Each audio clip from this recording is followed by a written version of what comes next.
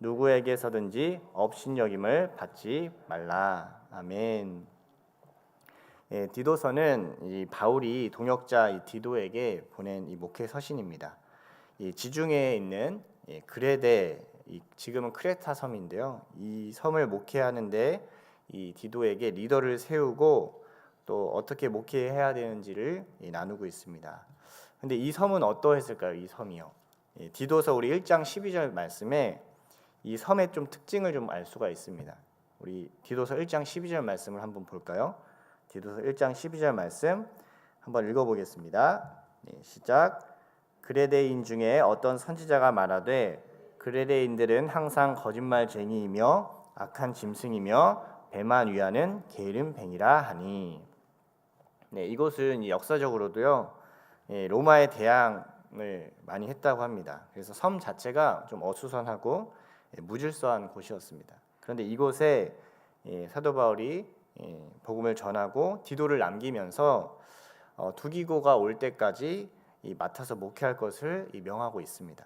하나님은 우리를 결코 쉬운 현장으로 보내지 않습니다. 어떻게 보면 혼란스럽고 좀 어려운 곳으로 우리를 보내실 때가 많습니다.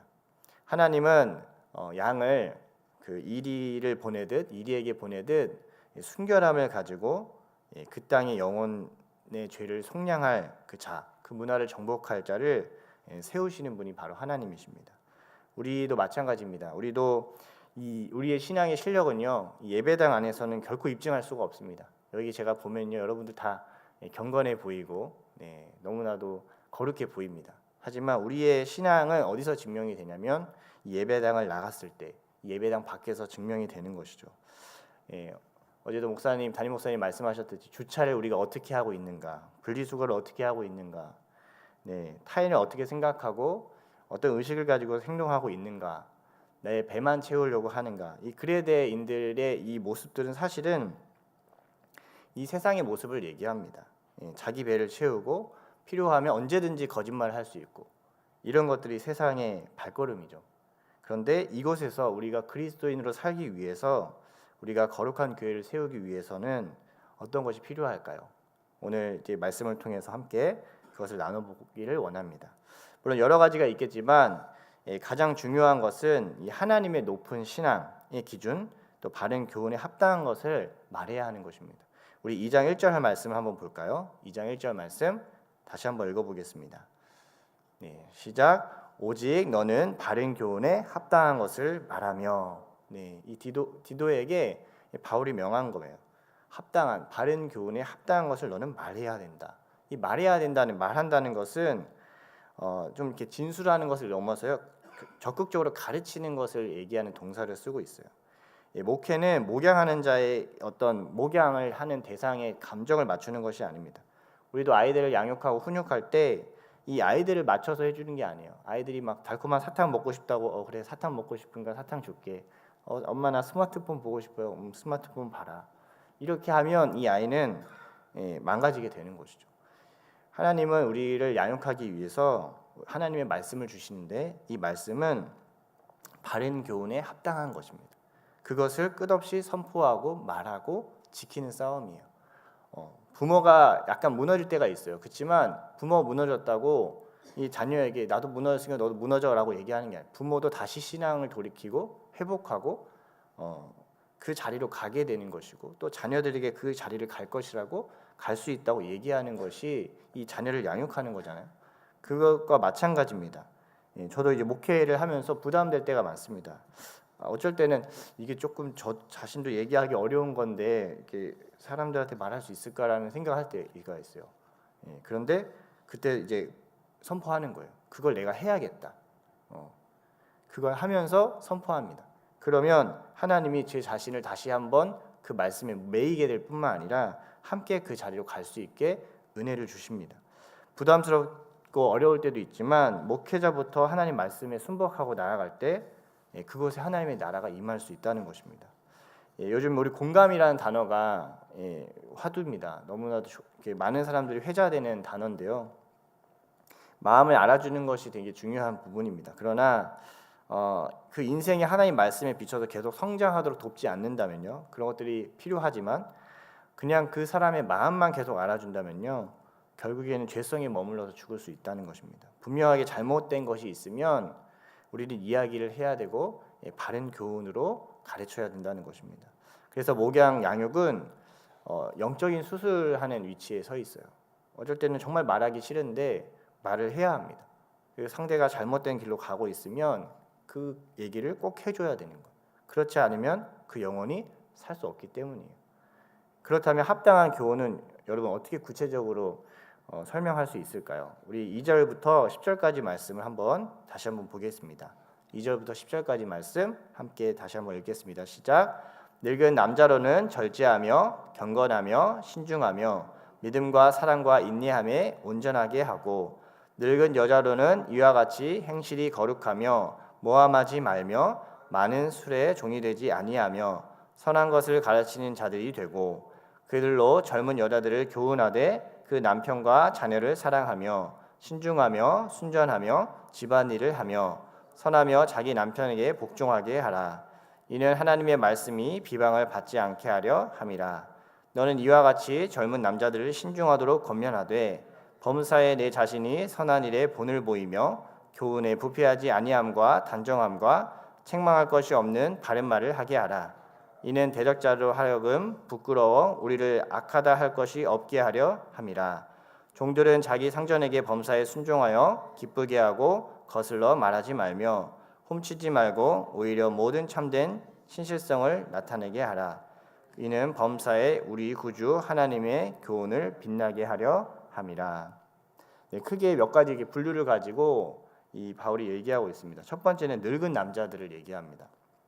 이 당시에 아마 50에서 60대 정도 되는 남자로 보여집니다. 물론 지금은 좀 더 연령대를 높여야 될 것 같아요. 근데 나이가 있는 남자들은요, 교회 안에서 신앙의 기조를 잡아주는 중추적인 역할을 합니다. 이들에게 중요한 것이 있습니다. 이것이 바로 절제입니다. 절제는 이 자신의 자존심을 내세우지 않는 제어할 수 있는 힘을 가리키고 있어요. 또한 원어의 속뜻을 보면요, 또 술 취하지 말 것을 의미하기도 합니다. 절제가 된다는 것은요, 경건하다는 것은 위엄을 갖추라는 것입니다. 즉 다른 사람들로부터 존경할 만하고 공경을 받아야 한다는 것을 얘기합니다. 이들이 있으면요, 가만히 있어도 묵직한 존재감이 있습니다. 여러분 여기 계신 장로님도 계시고 또 장로가 되실 분도 계신데 우리 이렇게 늙어가기를 축복합니다. 많은 사람들이 볼 때 이 사람에게 절제함이 있구나, 이 사람은 내가 공경할 만하구나 라는 마음이 있을 수 있도록 우리가 이렇게 특별히 남자분들이 그렇게 무게중심을 잡아주셔야 됩니다. 이렇게 늙어가는 것입니다. 자신이 많은 것을 아는 것인 양 막 자랑하거나 자존심을 내세우거나 무질서하게 말하는 자들이 아닙니다. 사랑의 가장 큰 특징이 처음에 나오는 게 사랑은 오래 참음이라고 얘기하잖아요. 이들의 인내와 사랑으로 공동체가 온전해지게 되는 겁니다. 말할 수 있고 화를 낼 수 있지만 마치 모세가 하나님 앞에 계속해서 엎드려서 그 길을 갔던 것처럼 이들이 하나님께 엎드려서 하나님 앞에 신중함으로 나아갈 때 그 공동체가 온전하게 서게 된다는 것입니다. 두 번째는 이 늙은 여자입니다. 이 늙은 여자들이 해야 할 두 가지가 있어요. 첫 번째는 행실을 거룩하게 하라 이렇게 말합니다.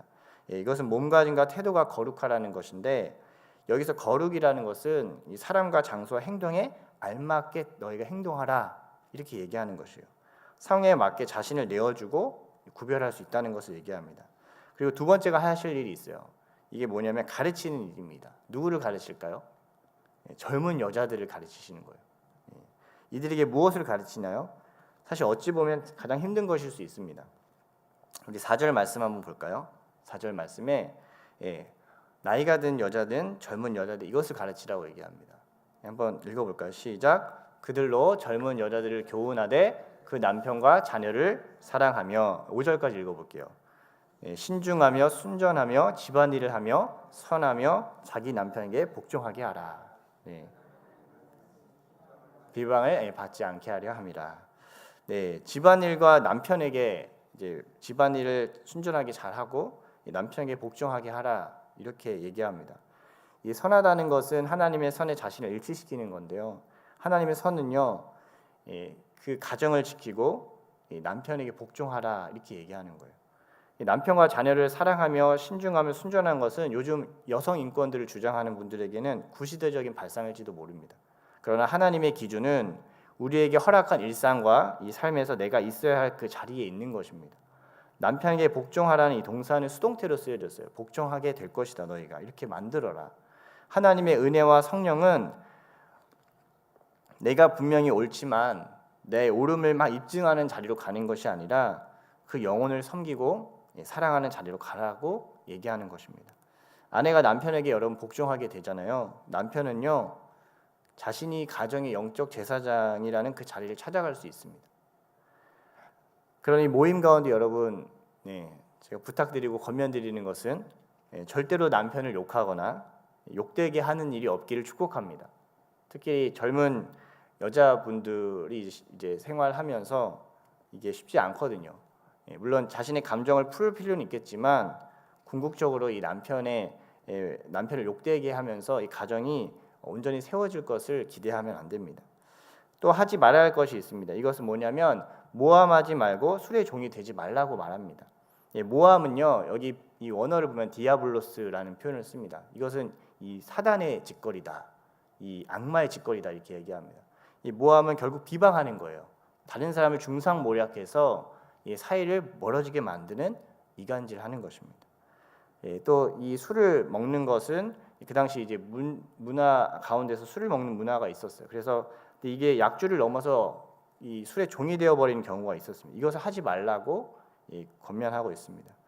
지금도 가끔 이제 술 한 잔씩 이렇게 하시면서 취할 정도로 마시는 분들이 있습니다. 근데 그렇게 되면요 우리가 신중함과 온전함으로 하나님께 서지 못합니다. 여기 신중하다는 단어가 계속 나오거든요. 근데 이 신중하다는 단어가 무슨 뜻이냐면 정신을 차리고 온전해졌다는 얘기를 말하는 거예요. 이 그레타 섬이요 계속해서 거짓말을 말하고 그리고 사람들이 자신의 배를 채우는 데 익숙한 그런 섬입니다. 이런 시대 가운데 세상 가운데서 우리가 정신을 신중하게 세워가지 않으면요 그 마음과 생각에 우리의 마음이 쏠려버릴 수 있다는 거예요. 그래서 끝없이 사도 바울이 그레타 섬에 있는 사람들에게 이렇게 양육하라고 얘기하는 거예요. 근데 지금도 마찬가지입니다. 이 세상은 끝없이 자신의 욕망과 배를 채우는 문화와 흐름 속으로 계속 갑니다. 그러므로 여러분 술 취하시 마시기를 축복합니다. 아멘. 술을 안 드시면 제일 좋습니다. 그렇지만 술을 먹게 됐을 경우 이 술이 자신을 삼켜버리는 일이 없도록 여러분 조심하셔야 됩니다. 그런데 이 모든 것이요 여러분 하나님의 말씀이 비방받지 않게 하려는 것이에요. 신앙생활은 대단히 보인데서 완성되는 것이 아니라 우리가 사역하고 놀라운 일을 하는 것은 굉장히 감격스럽고 감사한 일이지만 그것보다 정작 중요한 것은 우리의 일상에 우리의 신앙에 모든 것이 담겨 있다는 것입니다. 누군가를 탓하지 않고 남편을 욕하지 않고 존중하고 사랑하며 집안일을 하는 것에 여러분 놀라운 힘이 있다고 얘기하고 있습니다. 예전에 보면요 집안을 다 팽개치고 그냥 어떤 교회에서만 사시는 분들이 있었어요. 근데요 그게 교회 입장에서는 뭐 좋아 보일 수도 있겠지만 사실은 그게 좋지 않은 모습입니다. 진짜 중요한 것은 내게 맡긴 영혼들 하나님이 그 가운데 지켜야 될 그 자리에 내가 거룩하게 붙들려서 서 있는 것이 하나님께서 기뻐하신다는 겁니다. 하나님 우리의 삶을 끝없이 십자가의 자리로 초대하십니다. 내가 언제든지 움직일 수 있는 자리로 가게 하시는 것이 아니라 나를 묶는 자리로 초대하시는 겁니다. 내가 묶여졌을 때 하나님께서 나의 삶을 자유케 하신다고 얘기하시는 겁니다. 가정에 묶이고 또 내게 주신 사역과 사명에 묶일 때 하나님이 그것을 통해서 우리의 삶을 통해서 영광을 받으십니다. 젊은 남자들에게도 권면합니다. 디도에게 먼저 선한 일을 본을 보이라고 얘기하고 있습니다. 그리고 책망할 것이 없는 말을 하라고 얘기합니다. 남자들은 대부분요, 여러분 제대로 된 말을 잘 못해요. 저는 제대로 된 말을 잘 못해가지고 매일 이제 아내한테 이제 어려움이 있을 때가 있는데 제대로 온전한 말을 하게 될 때 가장의 권위와 아내를 향한 그 사랑을 세워갈 수가 있습니다. 근거 없는 이제 감정에 속한 말이나 누군가를 막 놀리면서 자신의 우월성을 입증하려는 게 남자들의 특성입니다. 근데 그 남자들의 언어 속에서요, 잘못하면은 이 원수가 비방할 수 있는 거리들을 제공할 수 있다는 것입니다. 남자의 자존심을 내세우기 위해서 쓸데없는 말들을 멈추라고 얘기하고 있습니다. 그렇게 목회적 역할을 감당하고 있는 디도에게 먼저 합당한 본을 보이라고 요구합니다. 그래서 목회적인 역할을 맡은 분들에게 더 중요한 이 말씀입니다. 여기 있는 저뿐만 아니라 이 목양을 감당하고 있는 줄장들 그리고 장로님들 이분들은 사실 안 보는 것 같은데 다 보고 있다는 것이에요. 그들의 가정 생활을 보고 있고 그들의 신앙 생활을 다 보고 있다는 것입니다. 이들이 어떻게 잘 설 때 그 젊은 사람들은 그것을 보면서 그 본을 따라갈 수 있다는 것입니다. 가장 큰 중요한 양육은요 본이 되는 거예요. 그 사람한테 막 말로 가르치는 게 아니라 그 삶을 살아낼 때 그 모습을 보면서 닮아가게 된다는 것입니다. 그래서 양육의 가장 큰 중요한 건요 가르침을 준비하는 게 아니라 늘 함께 데리고 다니는 거예요. 그 영혼을 함께 데리고 다닐 때 그 영혼이 그 모습을 보면서 함께 자라가게 된다는 것입니다. 아이들도 부모를 보면서 따라합니다. 부모의 그 모습 속에서 무엇을 해야 할지를 배웁니다. 신중함과 인내와 경건과 단정함. 사실 여기에서 이렇게 여러 가지들을 얘기하고 있지만 이 모든 것은 사실 관계적인 부분으로 나타납니다. 사단에게 비방거리가 되지 않기 위해서 서로의 관계가 온전해야 한다는 것을 얘기하고 있습니다. 가정도 교회도 그래서 가장 중요한 것이 관계하는 것입니다. 여러분 이 공간, 이 교회 공동체 가운데 무엇을 담아야 하겠습니까? 여러분 교회에 오면 누가 막 수근수근 거리고 막 교회 오면 누가 막 비방하고 있으면 여러분 교회 오고 싶겠습니까? 사랑할 수 없다고 생각하는 것까지 사랑할 수 있어야 그것이 신앙의 궁극입니다. 그래서 9절부터 10절에는 종에게까지도 이 순종의 태도를 요구합니다. 지금은 신분제 사회가 아니지만요. 여러분 직장에서 누군가에게 봉급을 받고 계신다면 사실 종과 같습니다. 시키는 대로 해야 돼요. 눈치 보듯 일하는 것이 아니라 성경에서는 끝없이 얘기합니다. 모든 일을 죽게 하듯 하라 이렇게 얘기합니다. 상전을 기쁘게 하고 훔치지 말라고 오늘 말씀하고 있어요. 훔치는 것은요 다름 아닌 뭐 이렇게 횡령하는 것도 물론 훔치는 거겠지만 일하는 시간에 자신의 욕구를 채우거나 딴짓하는 것도 사실은 훔치는 겁니다. 그리스도인이라면 여러분 열심히 일하셔야 돼요. 할렐루야, 아멘 하시길 축복합니다. 누가 보니까 사장님이 안 계시니까 오늘 하지 말고 사장님이 계시니까 이런 게 아닙니다. 그냥 하나님께서 내게 주신 일이라고 생각하고 이 모든 것에 최선을 다하셔야 합니다. 그래서 너무 여러분 요즘에도 뭐 출퇴근 시간 딱딱 맞춰서 하는 거를 이제 미덕이라고 하는데 꼭 그렇게 안 하셔도 좋을 것 같아요. 오히려 여러분 더 일하셔야 됩니다. 할렐루야. 네. 단지 시간만 보내는 것이 아니라 내가 속한 그곳에서 헌신하는 거예요. 그것을 얘기하는 겁니다. 많은 사람들이 보고 있습니다. 그리스도인의 삶이 무엇일까? 그리스도인은 어떻게 만날 수 있겠습니까?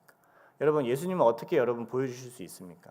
우리의 삶을 통해서 예수님이 증언되는 것입니다. 왜 우리가 이렇게 살아야 하는 것일까요? 11절부터 15절이 왜 이렇게 우리가 살아야 되는지 근거를 얘기해주고 있는데요. 우리 11절부터 15절 말씀을 한번 함께 보겠습니다. 네, 함께 읽겠습니다. 시작.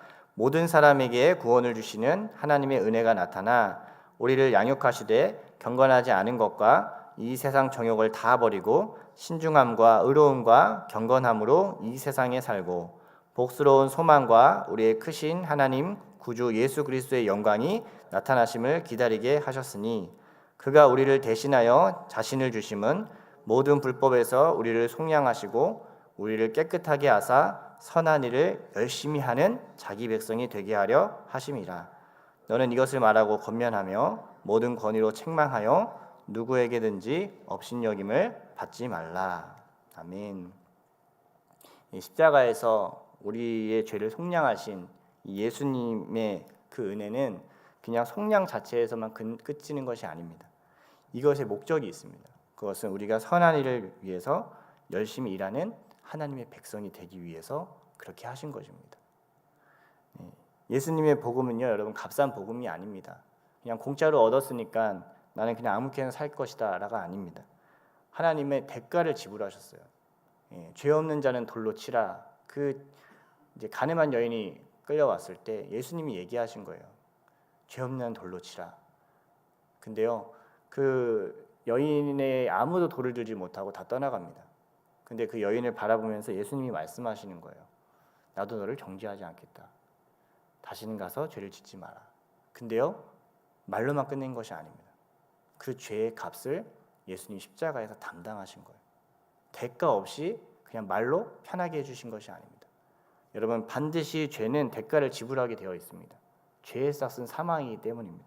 그것을 우리를 너무너무 사랑하시기 때문에 그가 대신 죽으심으로 우리의 죄를 속량하는 그 자리에서 우리를 살게 하신 것입니다.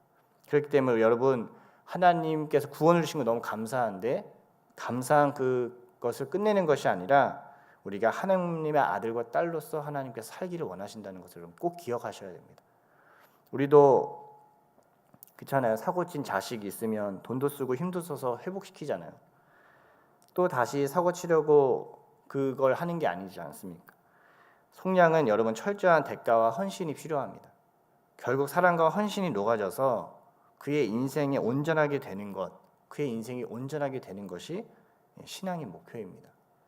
하나님은 그리스도로 인해서 우리의 모든 죄를 속량하셨습니다. 믿음으로 사는 우리들의 삶이 더 이상 여러분 죄에 굴복하지 않고 온전해지기를 소망합니다. 여러분 믿으십시오. 이전 것은 지나갔으니 나는 보라 새 것이 되었도다. 이전 일들은 forget about it, 잊으셔야 됩니다. 그래서 그것을 가지고 내 삶을 결정하시면 안 됩니다. 나를 사랑하시고 죽기까지 사랑하신 예수님이 나의 죄를 해결하셨으니까 해결한 다음의 스텝을 사셔야 돼요. 계속 거기에 머물러 있으면 안 됩니다. 그 다음 스텝으로 나아갈 때 우리의 삶이 온전해지고 우리의 삶만 온전해질 뿐만 아니라 다른 사람의 삶도 온전해지게 한다는 것입니다. 이 크레타 섬에 디도를 보냈습니다. 이 섬 자체는 어찌 보면요, 이 세상과 맞물려 있는 똑같은 공간인 것 같습니다. 근데 이곳에 하나님 보내셔서 이 섬에서 하나님의 놀라운 그 이 복음의 문화를 만들길 원하시는 거예요. 생육하고 번성하여 땅에 충만하라. 그 씨앗이 하나 숨기잖아요. 열매를 맺고 또 뿌려져서 열매를 맺어서 그곳에 놀라운 하나님의 나라가 임하게 되는 줄 믿습니다. 우리도 각자의 영역 가운데 심겨진 줄 믿습니다. 우리가 이 섬, 약간 이 이촌동, 터부 이촌동이 약간 섬 같습니다. 할렐루야. 근데 이 섬을 섬기기 위해서 시티 미션 교회가 있는 것입니다. 또한 우리가 있는 일터와 가정과 영역을 섬기기 위해서 우리가 보냄받은 파송받은 선교사입니다. 그곳에서 우리의 신앙이 누군가에게 정말 그들의 죄와 어려움을 속량하면서 하나님의 그 사랑을 나타낼 수 있는 그 믿음의 온전한 삶을 살아내기를 축복합니다. 이것을 변화시킬 수 있다고 믿고 디도를 보내고 파송해서 목회 서신을 쓴 바울처럼 우리 또한 우리가 속한 그 자리에서 이 디도처럼 하나님의 사람들을 세워가고 온전케 하는 그 놀라운 일들을 우리가 오늘도 행하시기를 예수님으로 축복합니다. 그 믿음으로 우리의 신앙이 어제보다 더 온전해서 신중함이 되길 필요해요. 시대가 악합니다. 신중하게 탁 온전해지는 겁니다. 그렇게 될 때 여러분 어느 누구에게도 업신여김을 받지 않을 것입니다. 그것을 권면하고 책망하고 그 삶을 살아갈 때 어느 누구에게도 우리가 업신여김 당하지 않고 하나님의 거룩한 뜻을 따라갈 수 있게 될 줄 믿습니다. 그러한 삶을 오늘 살아가시기를 예수님 축복합니다. 아멘. 기도드리겠습니다.